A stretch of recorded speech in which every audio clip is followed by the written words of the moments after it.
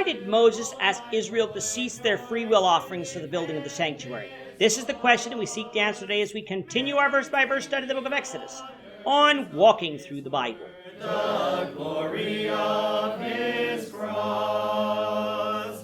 If you have a Bible with you, you can turn to Exodus 36. We're going to be reading from verses 1 to 7. If you don't have a Bible, don't worry. Just follow along with us on the screen. The version that we'll be reading from is the New King James Version. So, Exodus 36, beginning at verse 1. And Bezalel and Aholiab and every gifted artisan in whom the Lord has put wisdom and understanding to know how to do all the manner of work for the service of the sanctuary shall do according to all the Lord has commanded.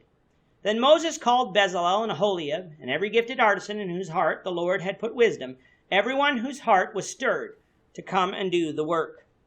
And they received from Moses all the offering which the children of Israel had brought for the work of the service of making the sanctuary. So they continued bringing to him freewill offerings every morning. Then all the craftsmen who were doing all the work of the sanctuary came, each from the work he was doing, and they spoke to Moses, saying, The people bring much more than enough for the service of the work which the Lord commanded us to do. So Moses gave a commandment, and they caused it to be proclaimed throughout the camp, saying, Let neither man nor woman do any more work for the offering of the sanctuary. And the people were restrained from bringing, for the material they had was sufficient for all the work to be done, indeed too much. With Moses having now come down from Mount Sinai and given the children of Israel instructions about giving for the building of the sanctuary, the actual building of it is set to begin. When we studied this the first time in chapters 25 through 31, it took us 32 episodes to cover it completely. Now you might think, since we've studied it already once, there's no need to study it again and that we can simply skip ahead to the end of chapter 39.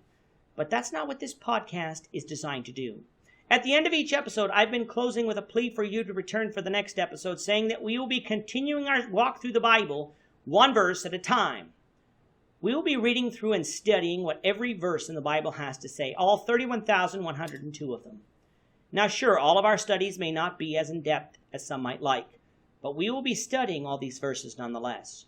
And here in Exodus, Moses largely repeated what was revealed to him in chapters 25 through 31, so we will reread and restudy these things as well in order to remind ourselves of what we discussed in the past. Now you can take to heart in the fact that it won't take us 32 episodes to do this, for we will accomplish this review in only 14. But I do invite you to listen along, even if you've been listening all along, for there's always something more to learn. Verse 1 of chapter 36 says that Bezalel and Aholiab actually begin the task of building the tabernacle and the sanctuary. They were joined by other gifted artisans, some of which included women. It says that the Lord put wisdom in their heart, which, as we've said before, doesn't mean that these people were necessarily inspired by God with what to make, but that they would use their God-given talents to make what they were supposed to. However, as we saw in describing the items of the sanctuary themselves, there were plenty of details that we could not be certain of as to how exactly they looked. So in providing the artisans the wisdom, understanding, and knowledge they needed, God was ensuring that they knew everything that they were supposed to know. In order to make the tabernacle, the items needed to be given by the children of Israel. These were known as free will offerings because they were given willingly and not of compulsion. These items included gold, silver, bronze, blue, purple, and scarlet thread, fine linen, goat's hair, red skins of rams, badger skins, acacia wood, onyx stones, the stones to be set in the ephod and the breastplate, and the spices and the oil for the light, for the anointing oil, and for the sweet incense. It should be noted that this free will offering did not just occur once, it occurred every morning. We thus shouldn't picture in our minds this giant heap of gold or wood in the camp of Israel and the artisans having to dig through piles in order to find what they needed. It would appear that these items were organized properly, and since they were not given all at once, could be stored in a reasonable manner. The task at hand was a large one, which required much material. However, there came a point in time where the artisans came to Moses telling him that they have more than enough to complete the task.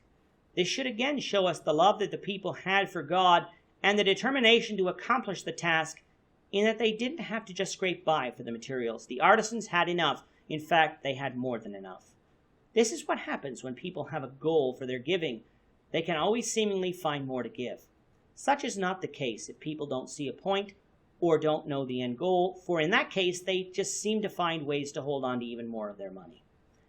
Coming back to Exodus 36 now, instead of continuing to stockpile resources, Moses told them to stop their free will offerings for the sanctuary, for what they had given was sufficient. In fact, it was too much. By doing this, Moses was showing Israel that this giving was not meant to be a tax, nor was it meant to be a burden on them. Once the purpose of their giving was completed, they could stop. That didn't mean that they couldn't give free will offerings for other purposes. It just meant that no more free will offerings were needed to build the sanctuary. Such should be a lesson for us today. The church has a purpose in spreading the gospel. That goal should never end. However, there might be a special effort that the church commits to, such as supporting a preacher to travel to another country in order to teach for a short time. They might inform the congregation of this work, and members might choose to give above and beyond their normal giving. However, when this task is completed, the church should not continue to stockpile funds as if it was continuing. We must be good stewards of the treasury of the church, not being greedy for what has been given, and actually using what has been given for the work that we have to do, instead of stockpiling inordinate amounts of money for some future endeavor that never seems to come to pass. If we do this, God will be pleased, just as he was certainly pleased with Israel here in chapter 36.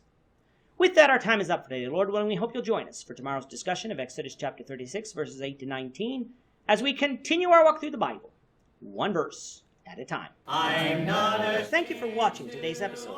We hope that you found it edifying and ask that you not only subscribe to our channel and podcast, but that you like and share this episode among your friends, so that the saving gospel of Jesus Christ can go out to the whole world. Of his cross.